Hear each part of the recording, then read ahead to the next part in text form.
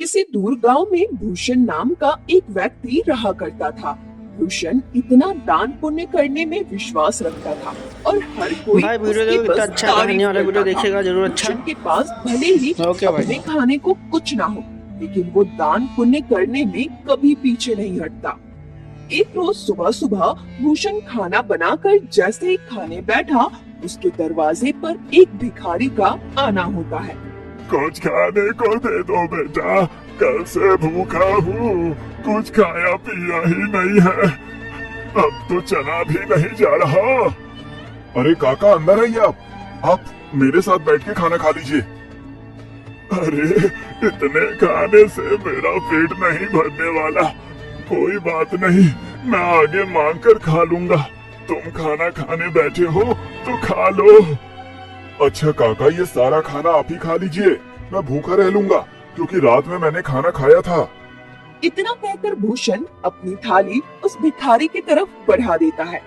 भिखारी भी खाना देखकर दोनों हाथों से जल्दी जल्दी खाने लगता है और खाना खाने के बाद भिखारी भूषण को ढेर सारा आशीर्वाद देते हुए कहता है, भगवान तुम्हें हमेशा खुश रखे बेटा, तुमने अपने हिस्से का खाना मुझे खिलाया है, आजकल ऐसे दानवीर लोग मिलते ही कहाँ हैं, तुम्हारा भला हो।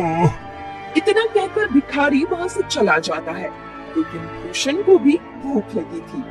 अब वो रसोई में जाकर रसोई में रखे डब्बे को देखने लगता है, जिसमें अन्न का एक दाना नहीं था। चलो कोई काम देखता हूँ, कहीं से खाने पीने का बंदोबस्त तो हो जाएगा, बस उस बेचारे का पेट भर गया, मुझे बहुत सुकून मिल रहा है। अब भूषण घर से निकलता है, तभी उसे गांव का मदन लाल देखकर अपनी पत्नी से कहता है, अरे कब से ये अनाज की बोरियां मैं अकेले ही उठा रहा हूँ, अभी भूषण को बुलाता हूँ, तुम देखना वो कैसे मेरी मदद करेगा, उसे तो वैसे भी लोगों की मदद करने का भूत सवार है, खुद भले ही जेब में फूटी कौड़ी न हो, लेकिन बड़ा दानवीर बनता है ये भी। अब मदन लाल भूषण को आवाज लगाकर बुलाता है। अरे क्या हाल चाल है मदन भाई, सब ठीक तो है ना? ये अनाज की बोरियां खेतों से ला रहे हो क्या? अरे हाँ हाँ, खेतों से अभी 10 बोरियां और लानी है, लेकिन मैं बहुत ज्यादा थक गया हूँ, तुम थोड़ा हाथ बटा देते तो मेरा काम जल्दी हो जाता। अरे क्यों नहीं, चलो चलो, मैं आपके साथ मिलकर खेतों से आपके घर तक बोरियां पहुंचवा देता हूँ। बड़ा ही बेवकूफ है और इससे बेवकूफ बनाना भी आसान है, चलो इसी बहाने मेरी मदद हो जाएगी और थोड़ा आराम भी मिल जाएगा। इतना कहकर मदन लाल भूषण से अब कई सारी बोरियां खेत से घर रखवाता है, लेकिन भूषण तो भूखा था, उसे भूख भी बहुत तेज लग रही थी। अब बोरियां रखने के बाद मदन लाल भूषण से कहता है, बहुत बहुत शुक्रिया भूषण भाई, अगर तुम न होते ना तो मुझे ये बोरियां ढोते ढोते रात हो जाती। कई घंटे बोरियां ढोने के बाद भूषण थक जाता है और अब वो उधार डाला की दुकान से राशन लेकर खाना बनाकर खाता है। अगली सुबह उसके दरवाजे पर किसी के रोने की आवाज आ रही होती है। भूषण नींद में होता है और दरवाजा खोलता है तो देखता है उसका पड़ोसी बिरजू अपनी पत्नी को पीट रहा है। अरे अरे बिरजू, तुम अपनी पत्नी को इस तरह क्यों मार रहे हो? अरे क्यों ना मारूं, मेरी पत्नी मेरी मर्जी, तू कौन होता है बीच में बोलने वाला? देख बिरजू, ऐसे सुबह सुबह मारपीट करना सही बात नहीं है, पूरे गांव के लोग इकट्ठा होकर देख रहे हैं ये सब, ये अच्छा है क्या? अरे भूषण बेटा, तू भी किसे समझा रहा है? इसे समझाना मतलब अपना सिर दीवार पर मारने वाली बात है।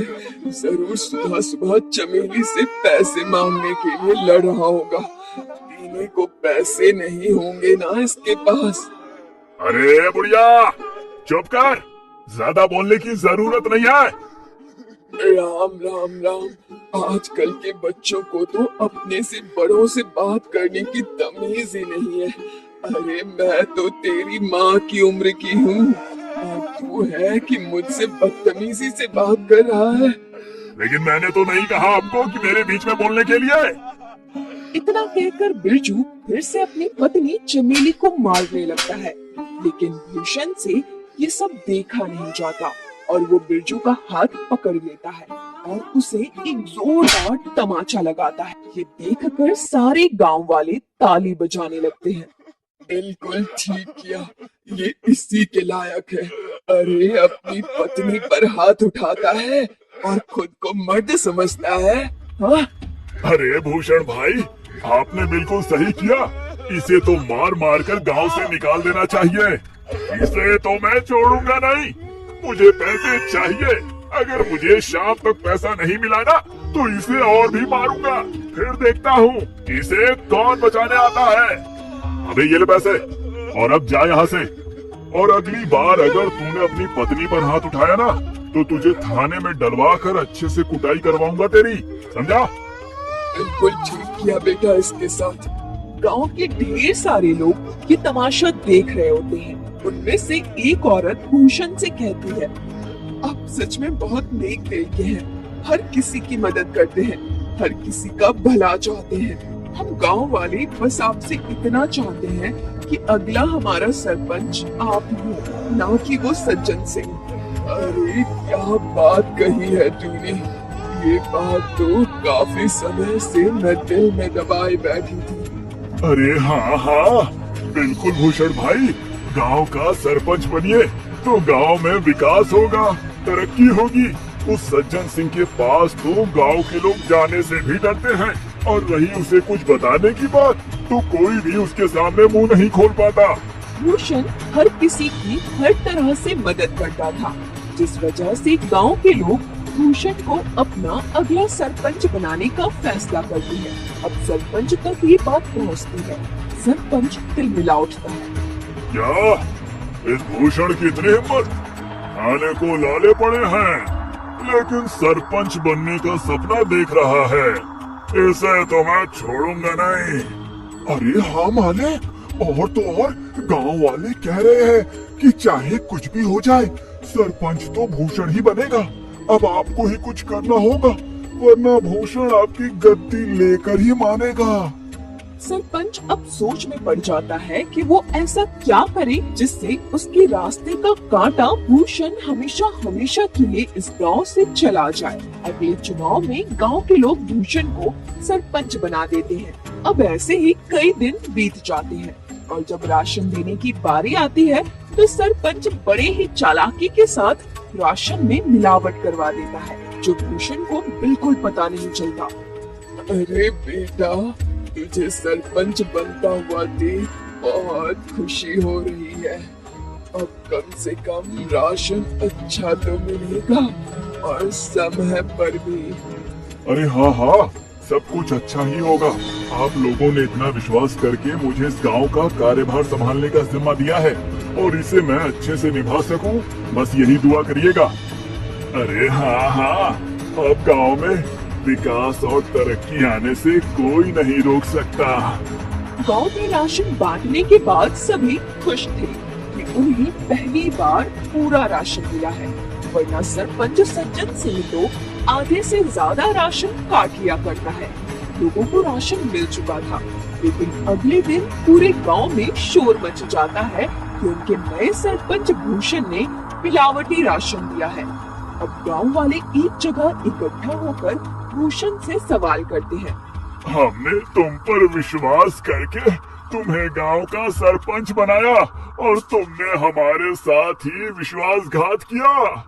भूषण बेटा, मुझे तुझसे ये उम्मीद नहीं थी। अरे राशन में मिलावट करके क्या मिला तुम्हें? तुम तो गांव के लोगों का हमेशा से भला चाहते थे, तो भला फिर राशन में मिलावट क्यों किया? इतना मिलावट तो सरपंच जी भी नहीं करते थे। हमने तुम्हें सरपंच बनाकर गलत फैसला ले लिया है। बिल्कुल ठीक कह रही है कलावती काकी। अभी के अभी तुम इस गांव से निकल जाओ, तुम इस गांव में रहने के लायक ही नहीं हो। ये सारी बातें चल ही रही होती हैं कि तभी वहाँ सरपंच आ जाता है। अरे हाँ हाँ, इसे अभी के अभी गांव से निकाल दिया जाए। इस पर विश्वास करके तो हमने बहुत बड़ी गलती कर दी है। अब भूषण को गांव वाले गांव से निकाल देते हैं। सरपंच और उसका नौकर बहुत खुश थे। क्योंकि ये सब किया धरा तो उनका ही था। अब गांव से निकलने के बाद भूषण काफी दूर आ जाता है।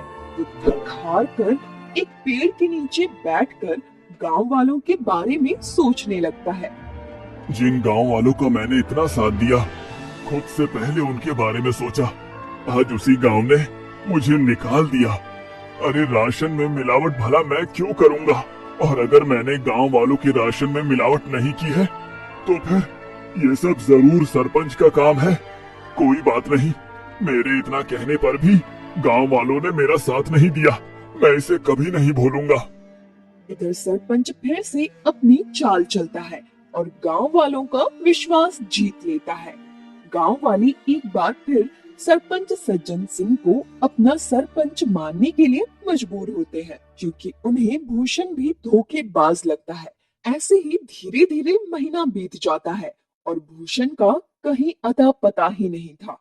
एक रोज सरपंच का नौकर जंगल के रास्ते घर आ रहा होता है। तभी वो दो आदमी को बातें करते हुए सुनता है, जो भूषण के बारे में बात कर रहे थे।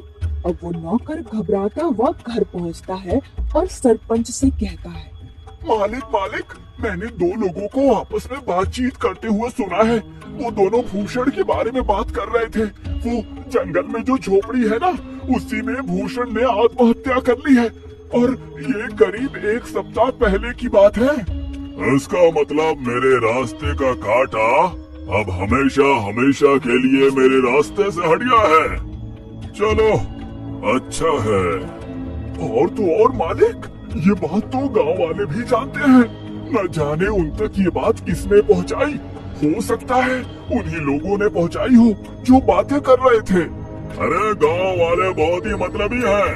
भूषण ने गांव वालों का कितना साथ दिया और गांव वाले भी यही कहेंगे कि भूषण ने शर्म के मारे आत्महत्या कर ली। गांव वालों के साथ साथ सरपंच को भी अब पूरा यकीन हो गया था कि भूषण ने आत्महत्या कर ली है। लेकिन कुछ दिनों बाद भूषण सरपंच के दरवाजे पर पहुंचता है। शाम का समय था, चारों तरफ अंधेरा छा रहा था। सरपंच अपने नौकर को आवाज लगाकर कहता है, अरे सामने देख जरा, कोई खड़ा है क्या? मुझे तो ऐसा लग रहा है कि सामने भूषण है, मतलब भूषण का भूत। मालिक, ये भूषण का भूत ही लगता है। ये आपसे बदला लेने आया है। मैं तो चला यहाँ से। मुझे भरी जवानी में नहीं मरना। मेरे 4 बच्चे हैं और 2 बीवियां हैं। सरपंच का नौकर इतना कहकर वहाँ से दुम दबाकर भाग निकलता है। भूषण जैसे जैसे आगे बढ़ रहा था, सरपंच पसीने से तरबतर था। ओए रुक जा भूषण का भूत, तुझे क्या चाहिए? मैं तुझे सब कुछ देने के लिए तैयार हूँ, अपना घर, जमीन, पैसा, लेकिन मुझे मारना मत। मैं तुम्हें नहीं छोड़ूंगा। तुमने मुझे बदनाम किया है। अब तुम ही ये सच गांव वालों के सामने बोलोगे, वरना मैं तुम्हें मार डालूंगा। अरे हाँ हाँ, मैं गांव वालों के सामने सच कबूलने के लिए तैयार हूँ, लेकिन मुझे मारना मत। अब सरपंच रात के समय ही गांव वालों को इकट्ठा करके सबके सामने सच कबूलता है कि उस दिन राशन में मिलावट उसने और उसके नौकर ने की थी, न कि भूषण ने। आप लोग भले ही मुझे भूत समझ रहे हो, लेकिन मैंने अपने आत्महत्या की खबर झूठी फैलाई थी ताकि मैं चोर को पकड़ सकूं, और चोर आप सभी के सामने है। मैंने हमेशा लोगों का भला किया, तभी तो आप लोगों ने मुझे इतने सम्मान और प्यार के साथ दानवीर कहा। अरे हाँ हाँ भाई, मुझसे गलती हो गई, मुझे माफ कर दो। मैं तुम्हारे आगे हाथ जोड़ता हूँ। अब उसी वक्त गांव वाले सरपंच को गांव से निकालकर सरपंच की जगह भूषण को गांव का सरपंच बनाते हैं और भूषण से माफी मांगते हैं कि वो सरपंच की बातों में आ गए थे और उन्होंने बिना सोचे समझे उसे गांव से निकाल दिया था।